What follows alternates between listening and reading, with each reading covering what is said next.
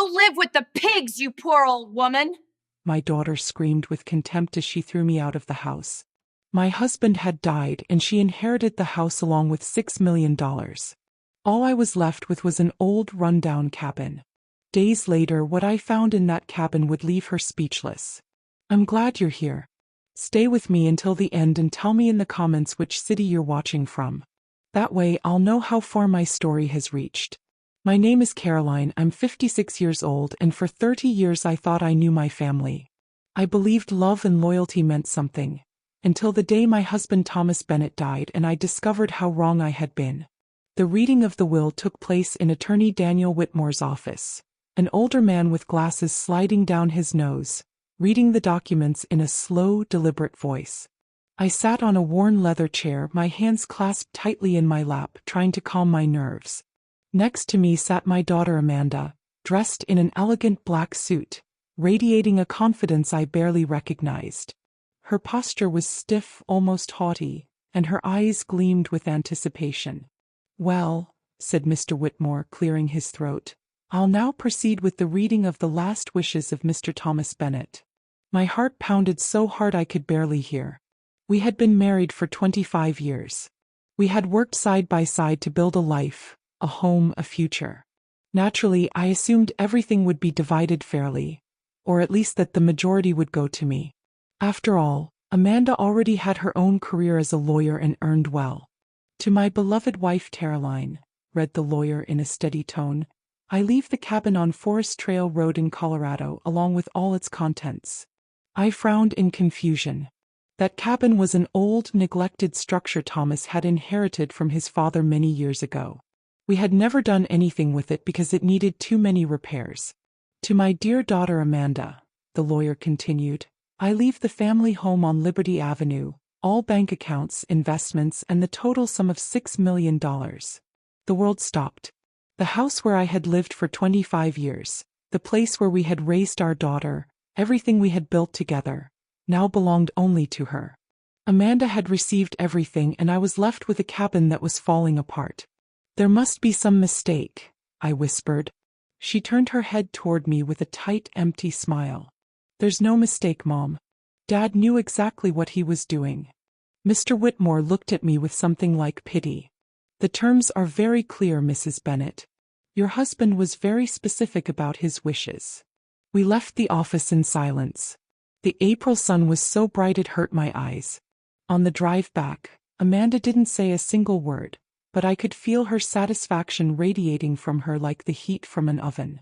That night, while I was preparing dinner as I had done for decades, she finally spoke. "Mom, we need to talk about living arrangements." I set the knife down on the cutting board, surprised. "What arrangements?" "Well, this is my house now, and honestly, I think it's time you had your own space."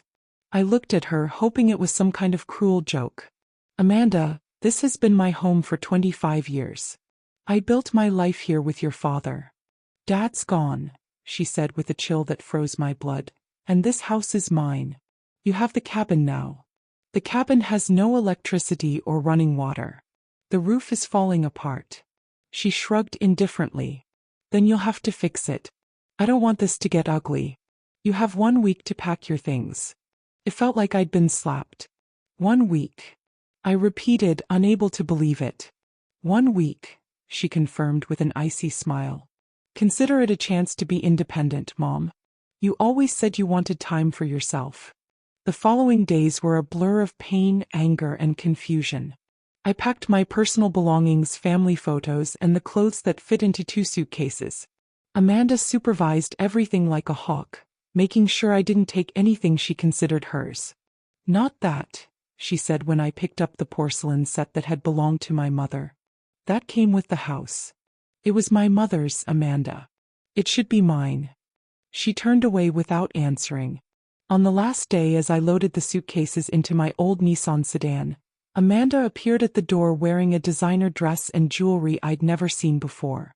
"I hope you understand this isn't personal, Mom," she said with a false sweetness. "Dad had his reasons." "And what do you think those were?" I asked, barely holding back tears. She stepped closer, and for a moment I thought she might show compassion. But her face hardened. Maybe because he realized you were always a burden. Always depending on him, never really contributing. Her words hit me like bullets. Amanda, I gave up my career to raise you. I left my job to be a homemaker because you and your father wanted it that way. No one forced you, Mom. Those were your choices. I got into the car, my hands trembling. She stood in the doorway watching me as I drove away, without a trace of regret. When I arrived at the cabin, the sun was setting through the trees. The paint was peeling, the windows cracked, and the porch steps wobbled as if they might collapse. But it was all I had left. That first night, I lay on the floor on an old blanket, staring at the stars through a hole in the roof. And I cried like I hadn't cried since I was a child. I didn't cry just for the loss of my home. I cried for the loss of my daughter. How could the little girl I had raised with love have become so cruel? But as the forest wrapped me in its silence, I felt something inside me begin to burn softly. It wasn't anger, not yet. It was determination. If Amanda thought I would give up, she was terribly wrong. She had no idea what awaited me in that old, forgotten cabin. The first days were the hardest of my life. Without electricity, I depended on candles and a flashlight I found in a dusty drawer.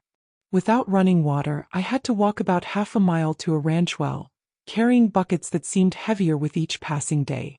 My hands, used to the comfort of city life, became covered in blisters and cuts. But the physical pain was nothing compared to what I felt in my soul. On the third day, my sister Margaret called me. Her voice sounded tense, almost fearful. "Caroline, is it true what Amanda's been saying?" "What is she saying?" I asked, though I already had a bad feeling. "She says you attacked the lawyer during the will reading, that you shouted and caused a scene because you weren't left any money." The phone suddenly felt heavy in my hand. "Margaret, that's completely false. I never did any such thing. She also says you've been harassing her, asking her for money and threatening to sue." "That's not true. I'm your sister, you know me better than anyone." There was a long silence, full of doubt. "I don't know what to think, Caroline." Amanda sounded very upset. "She said she's afraid of you." After hanging up, I sat on the rotten wooden floor and cried until I had no strength left. Amanda hadn't just taken my house, she was destroying my relationships, one by one. The next day, my sister-in-law Helen canceled our usual Friday lunches with a short, cold message. She told me in an icy tone that it would be best if I took some time for myself, to reflect. Then it was my cousin Linda, who had always been like a sister to me. "Amanda says you've been drinking a lot since Mr. Bennett died," she said cautiously. "Maybe you should get help." Each call was like a knife to the heart. Amanda had carefully crafted a story in which I was the villain. The greedy, desperate widow who couldn't accept that her own husband didn't trust her with his fortune. A week after I moved into the cabin, Amanda appeared at my door. She arrived in a shiny red BMW, wearing a coat that probably cost more than my car. "Hi, Mom," she said with a fake smile. "I came to see how you're settling in." I looked at her through the torn mesh door, trying to process her presence. "What do you want, Amanda?" "Can't I visit my mother?" she replied with an empty laugh. "Wow, this place really is a disaster. Look at those broken windows and that roof. My God, are you really living here?" "I don't have a choice," I said calmly. "Well, I guess you'll just have to make it work," she said, shrugging. She stepped closer and lowered her voice. "You know, Mom, I've been talking to the family about you." I felt my stomach sink. "What have you been telling them?" "Just the truth," she answered. "That you've been very bitter since the will was read, that you can't accept Dad's decisions, and that you've been saying awful things about me." "That's not true, Amanda, and you know it." She shrugged again. "People believe what they see, Mom. And the perception is that you're not handling your grief very well." Then she turned and started walking toward her car, but stopped and looked back over her shoulder. "Oh, by the way, Mom, Margaret mentioned you might try to contest the will. Just so you know, Dad worked with the best attorney in the state. Everything's legally sealed. If you try anything, you'll just waste the little money you have left." After she left, I stood in front of the broken door for a long time, watching her car disappear down the dirt road. The reality hit me like a bucket of cold water. I hadn't only lost my home and my family. Amanda was destroying my reputation piece by piece. That night, while trying to patch a window with tape and a piece of cardboard, I thought about the last 25 years. Had I really been such a bad mother? Such a bad wife? I remembered when Amanda was 8 years old and came down with pneumonia. I spent 3 nights straight in the hospital, sleeping in an uncomfortable chair, holding her hand without letting go. I remembered all the school plays I attended, the science projects we worked on together, the nights I stayed awake waiting for her to come home as a teenager. I also remembered when Thomas lost his job back in 1998 and I had to go back to work as a secretary to keep us afloat. And how I quit that job when he found a better one because he insisted I should stay home to take care of Amanda. Did any of those sacrifices mean anything? Had they ever mattered to him? To her? Apparently not. 2 weeks after I moved in, my nearest neighbor, Mr. Rogers, came to visit me. He was an older man who had known Thomas for many years. "Caroline," he said, taking off his cap, "I'm so sorry about your husband, and even more about what you're going through now." "Thank you, Mr. Rogers," I replied softly. "I've lived here for 40 years, he continued, "and I know the value of this land. Your husband was a smart man, a very smart man." I didn't understand what he meant at the time, but his words stayed with me. By the end of the second month in the cabin, I had lost about 15 pounds. My hands were rough and covered with calluses. My hair had lost its shine and new lines marked my face. But something inside me had changed. There was a hardness in me that hadn't existed before. One morning, while sweeping the porch debris, I noticed something strange. An old key partially buried under a few loose boards. I picked it up carefully. It was unlike any key I had ever seen. Heavy with an intricate, beautiful design. I held it up to the light, turning it between my fingers. "What door could this key belong to?" I murmured. In a cabin I thought I knew completely, I had found something new. That night, as the candles flickered and the forest creaked outside, I examined it closely. Tiny symbols were engraved on it. Ones I couldn't decipher. And something inside me told me it wasn't just any key. For the first time in months, I felt something different from sadness or despair. Curiosity. And beneath that curiosity, a dangerous spark. Hope. I didn't know then that this small bronze key was about to change everything. I didn't know my lonely life was about to transform into something entirely different. Something that would give Amanda a surprise she could never have imagined. In the days that followed, the obsession with the key consumed me. I carried it in my pocket while doing my daily chores, gathering firewood, fetching water, fixing leaks. Each night, under the faint glow of candlelight, I studied it, trying to figure out its purpose. The engravings looked familiar, though I couldn't remember where I'd seen them before. They were small and precise, the work of a skilled craftsman. The key was heavy, made of metal that didn't seem like ordinary bronze. On the 4th day after finding it, I decided to search the cabin thoroughly. Until then, I had been too busy surviving to truly explore it. Now, driven by the mystery of the key, I began looking for any lock or hidden compartment that might match. I started in the basement, a damp, cobweb-covered place I had avoided out of fear. With a flashlight in hand and renewed determination, I descended the creaking wooden steps. The basement was larger than I remembered, stretching under the entire cabin. The walls were made of rough stone and the floor was packed earth.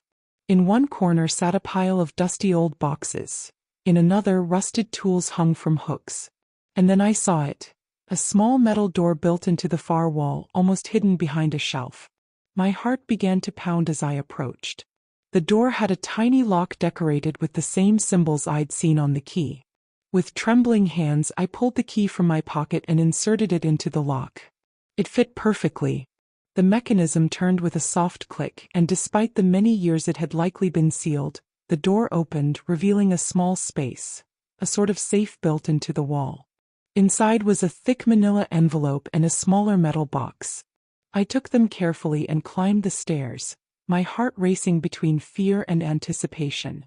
Under the brightest light I could find, I opened the envelope first. It contained legal documents I didn't understand at first. Property deeds, topographic maps, papers stamped with official state seals. I read them with a magnifying glass I'd found in a drawer, and little by little I began to understand what I was holding. Mineral rights, extraction permits covering all the land where the cabin stood. And not just the small visible plot, but about 200 acres stretching into the foothills. My breathing quickened. According to the papers, dated from the 1920s, Thomas's family had owned those rights for generations. But the most surprising document was a recent geological report, dated just 2 years before his death. It described significant deposits of high-quality quartz and possible veins of semi-precious stones. What truly took my breath away, though, was the last page, an offer from Silver Creek Mining Company to buy the extraction rights. The offer had been made 6 months before Thomas died, but according to a handwritten note in the margin, he had turned it down. "I'll wait for the right moment," he had written in his firm, familiar handwriting.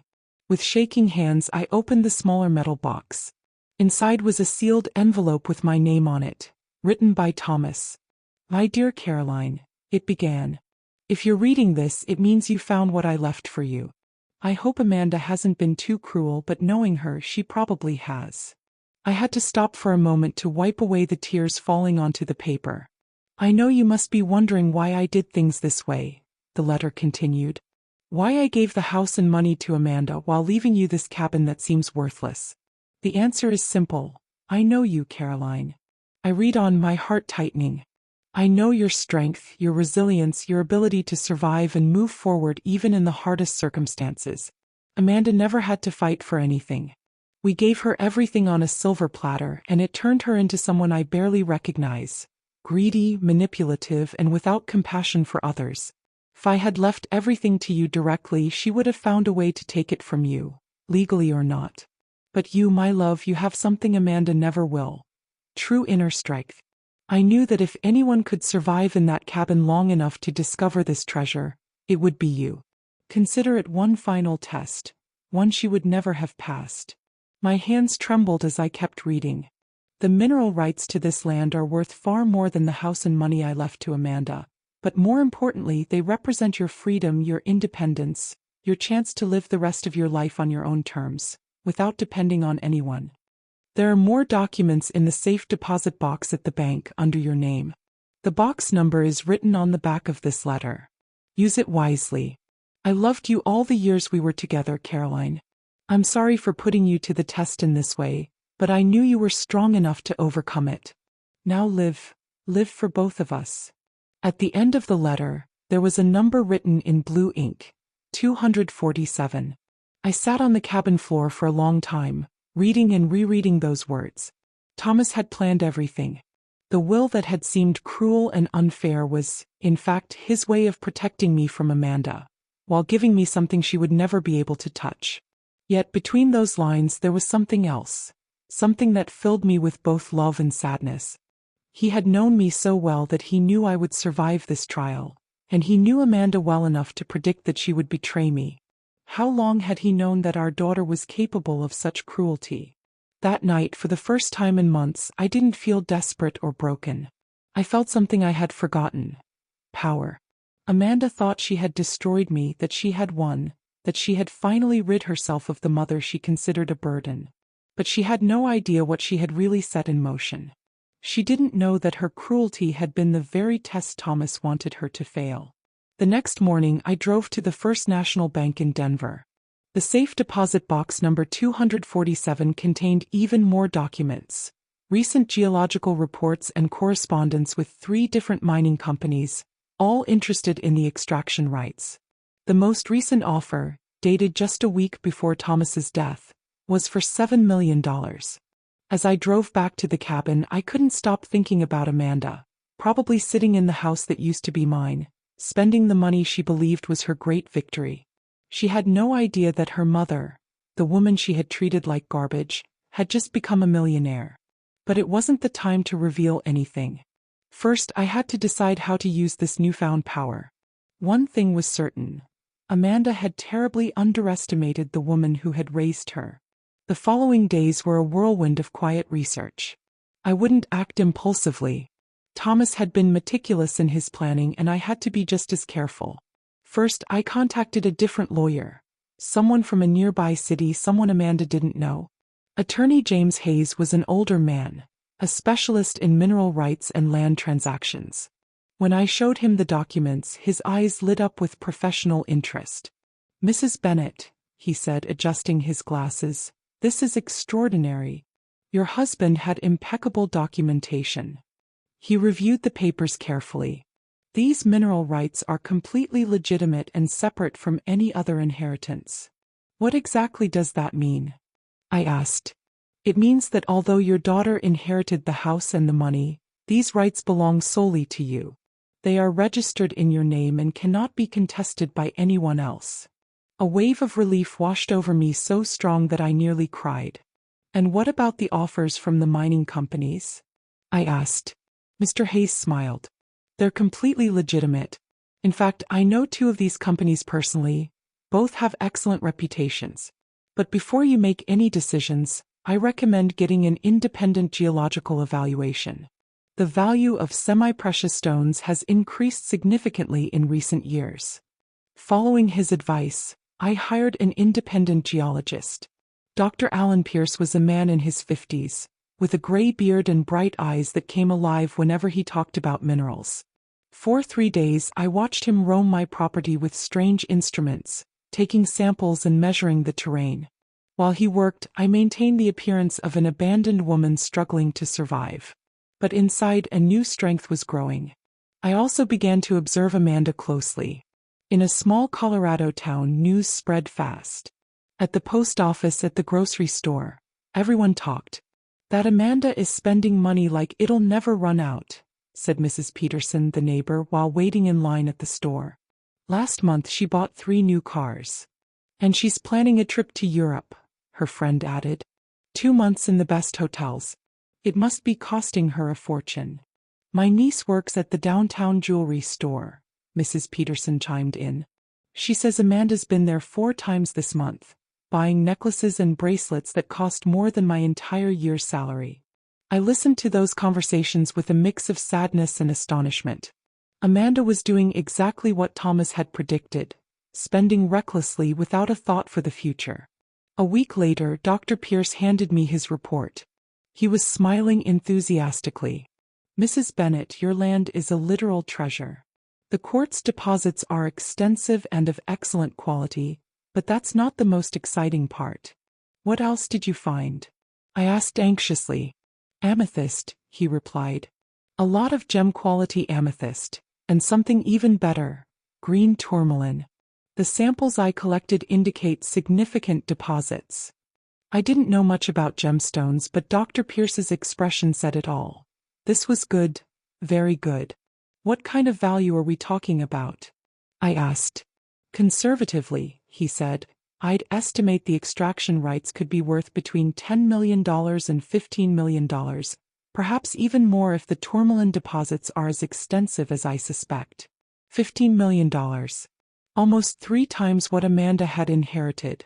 That night, as I ate a simple dinner by candlelight, I couldn't help but smile. Thomas had known exactly what he was doing.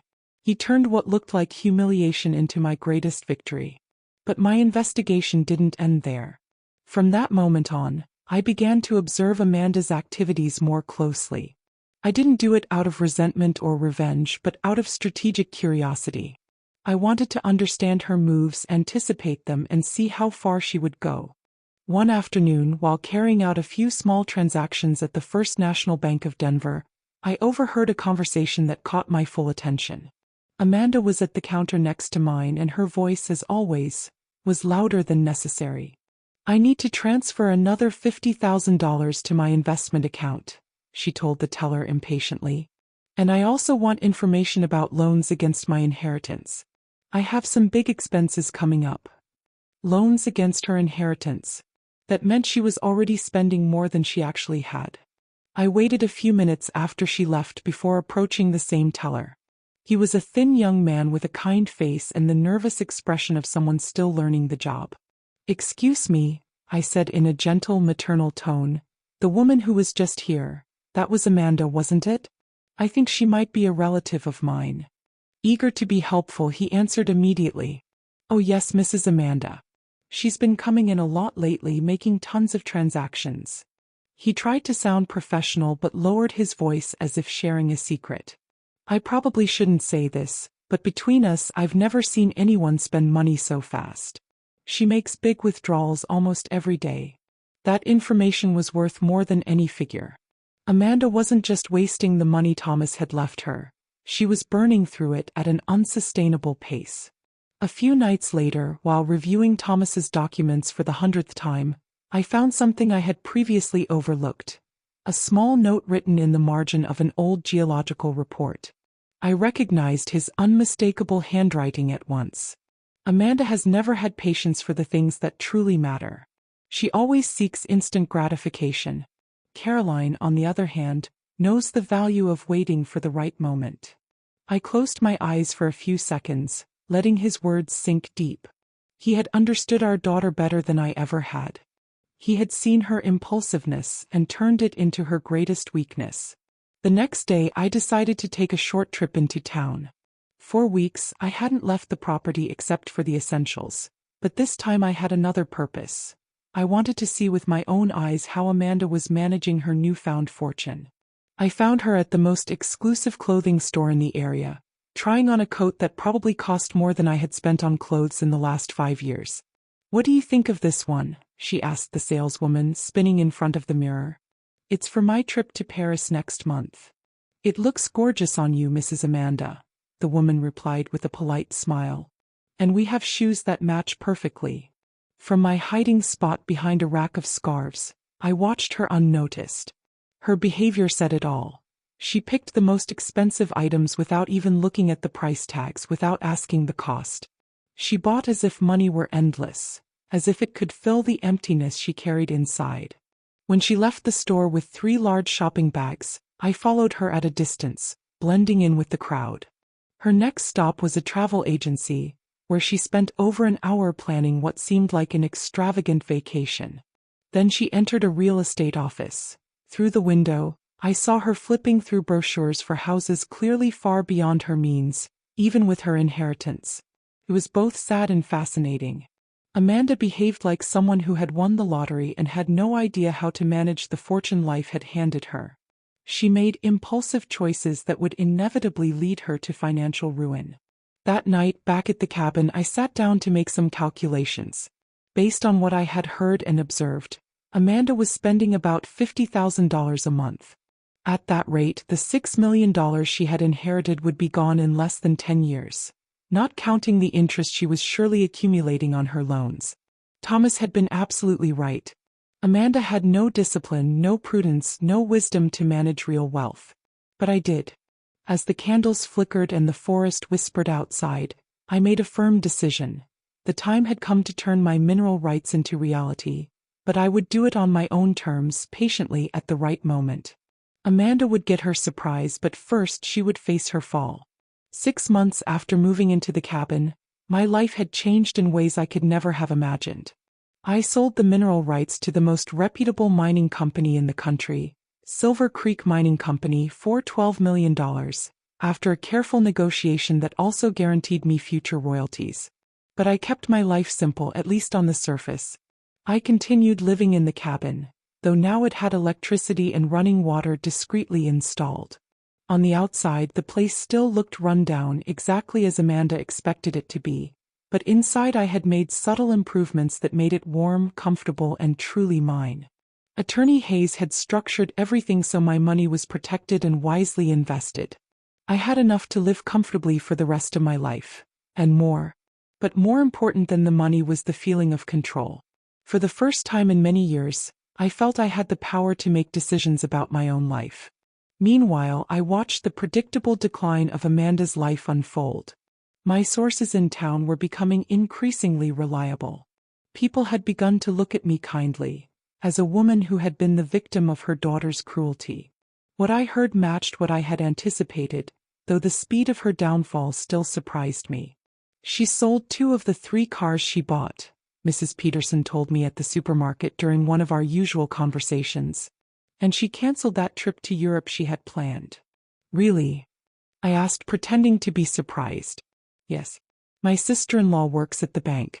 She says Amanda goes there almost every day trying to get more loans. Apparently, she already owes more than $200,000. $200,000 in debt in barely 6 months. The pace of her self-destruction was even faster than I had calculated. But what truly confirmed that her world was collapsing was seeing her at the pharmacy one Tuesday afternoon. She looked different. Her once perfect hair was now unkempt. Her clothes were still expensive but wrinkled and dull. Most revealing of all, however, were her eyes. They had the empty, frightened look of someone who was finally beginning to understand the consequences of her actions. She was speaking softly, almost pleading with the pharmacist, asking if her insurance would cover medication for anxiety and sleeping pills. That night, while I ate dinner quietly in my now warm and well-lit cabin, the phone rang. It was the call I had been waiting for months. "Mom." Amanda's voice sounded small, fragile, carrying a vulnerability I hadn't heard since she was a child. "Hello, Amanda. Mom, I need to talk to you. Can I come see you?" I looked out the window toward the dark forest and answered calmly, "Of course. When?" "Now. It's urgent." "All right. You know how to get here." An hour later, I heard the sound of a car engine on the dirt road. I stepped out onto the porch and saw that it was no longer the red BMW she used to drive. It was an old, used sedan, at least 10 years old. Amanda got out slowly, as if every movement took effort. When she reached the porch, the dim light revealed her face. She had been crying. "Mom," she began, her voice trembling, "I've made terrible mistakes." I didn't respond right away. I just stood there looking at her, remembering all the times she used to run to me as a little girl whenever she had a problem, and how those visits had stopped completely after she got married and decided she no longer needed me. "Do you want to come in?" I asked at last. She nodded silently. I invited her inside the cabin. I had already made chamomile tea, as if deep down I had known this conversation was coming. Amanda sat in the chair I usually reserved for guests, looking around with eyes that seemed to truly see the place for the first time. "It's not as bad as I thought," she murmured. "You've made improvements." "I've done what I could," I replied. She remained silent for a long moment, twisting her hands in her lap. Finally, she looked up at me. "Mom, I'm in trouble. Serious trouble." "What kind of trouble?" "Money," she said in a faint voice. "I owe a lot. More than I can ever pay back." "How much?" "About $500,000, she whispered. "I thought I had more time. I thought Dad's money would last forever. But I made bad investments, bought useless things, spent without thinking." I studied her carefully. That woman sitting in front of me had once been my baby, my little girl, and now she was a stranger. But stripped of her arrogance, sitting there in my humble cabin, I could see a flicker of the daughter she used to be. "And what do you expect me to do?" I asked calmly. "I need your help, Mom. I know I don't deserve it. I know I was awful to you, but you were the only family I had left." Tears rolled down her cheeks, and for a moment my heart softened. She was still my daughter, after all. The child I had raised, the one I had loved unconditionally, no matter how deeply she had hurt me. "Amanda," I said quietly, "6 months ago, you told me to go live with the pigs. You called me a poor old woman, humiliated me in your father's memory, and threw me out of the only home I'd ever known." "I know, Mom," she sobbed. "I know, and I regret it so much. You took my photographs, my clothes, even my mother's porcelain set. You said I had never contributed anything, that I was a burden." Each word struck her. I could see it in her face, in the way she lowered her head with every reminder of her cruelty. "And now," I continued, "you come to this cabin, the same one you once considered beneath you, asking for help. Tell me, Amanda, what's changed? Am I suddenly a good mother because you need money?"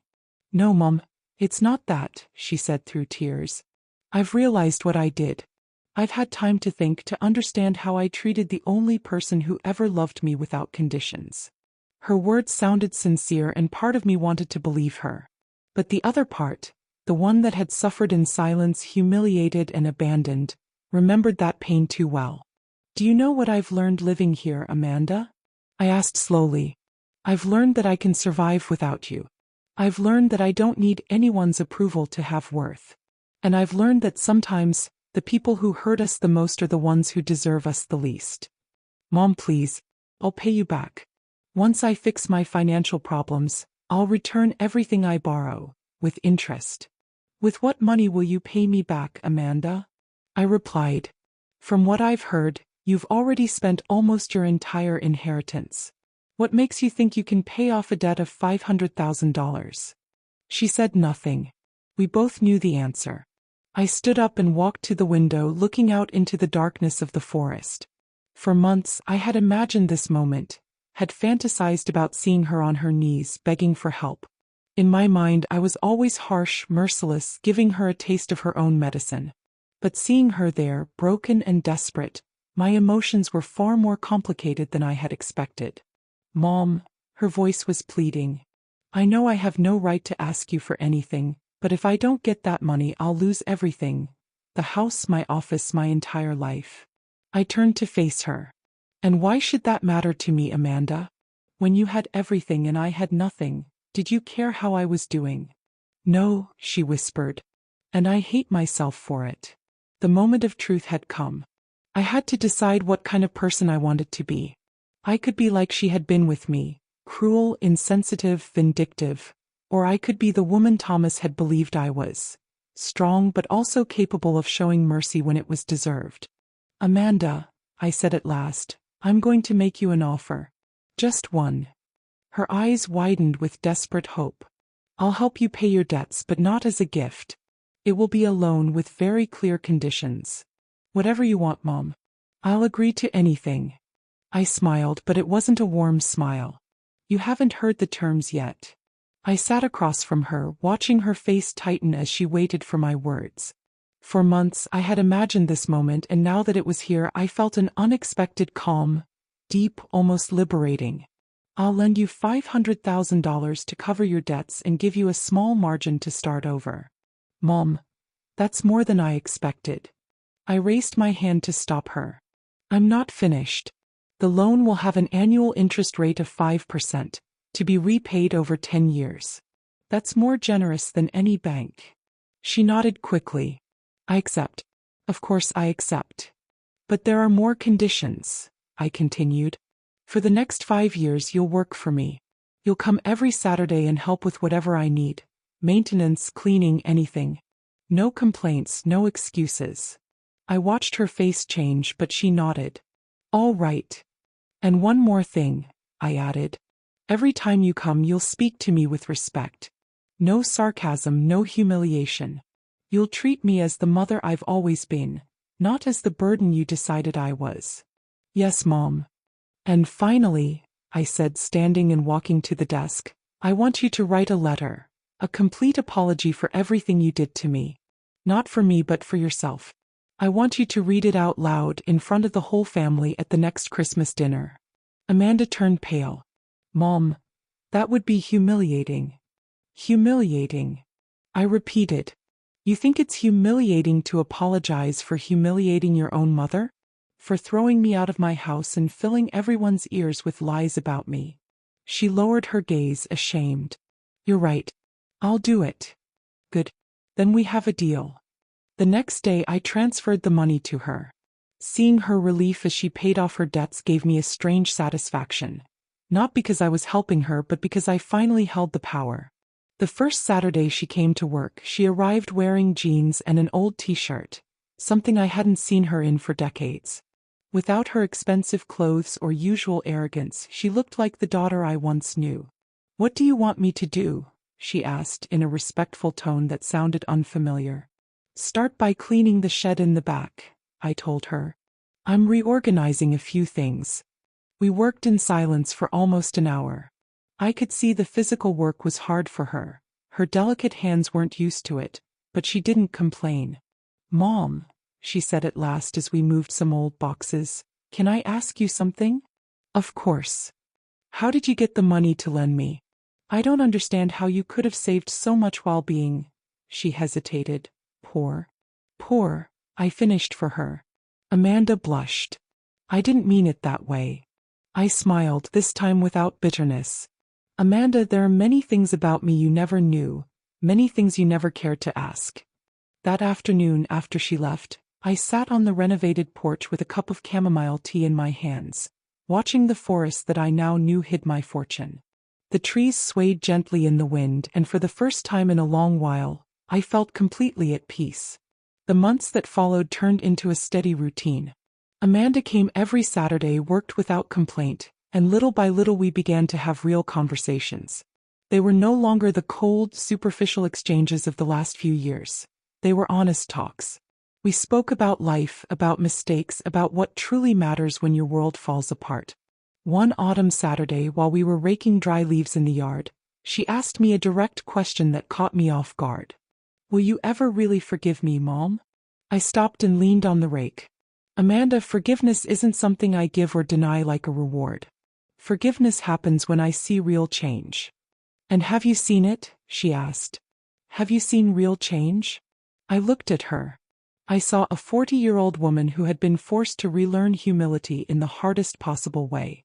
"Yes," I said finally. "I've seen it.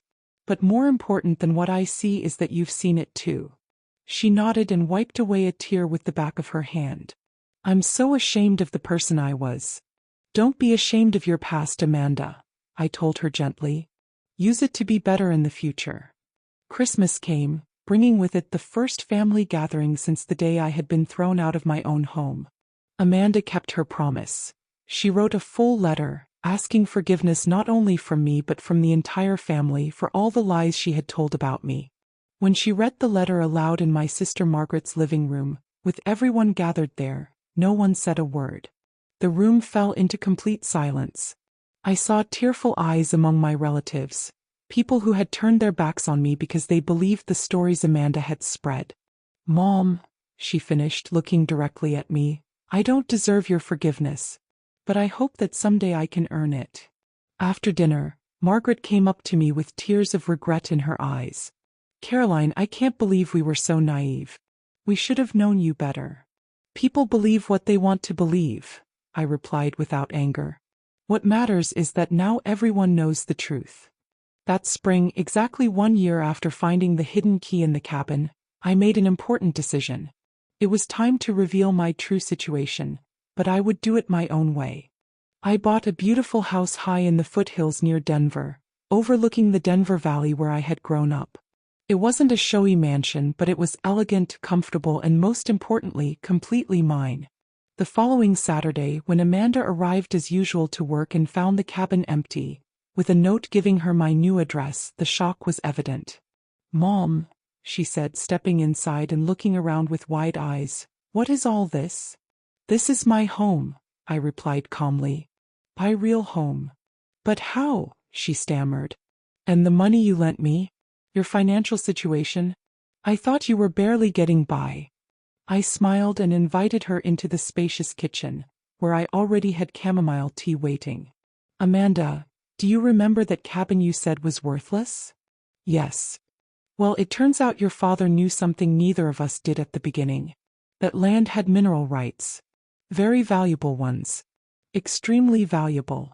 I watched her face change from confusion to surprise, and finally to something else entirely. Respect mixed with awe. "You mean Dad knew?" she whispered. "Your father knew exactly what he was doing," I said. "He knew you'd spend easy money like water, and he also knew I'd have the patience and the clarity to uncover the real treasure he left behind." Amanda was silent for a long moment. Then she looked up at me. "So, you never needed my money. You could have let me drown on my own." "Yes," I said simply. "I could have. Why didn't you?" I reached out and placed my hand over hers. "Because despite everything, you're still my daughter. And because I believed that the person you once were was still in there, buried under pride and money." Tears began to roll down her cheeks. "I don't deserve it," she said quietly. "Maybe not," I answered softly. "But a mother's love doesn't always depend on what someone deserves." That summer, Amanda finished repaying her loan in full, 3 years earlier than we had agreed. She had rebuilt her law practice, but in a different way.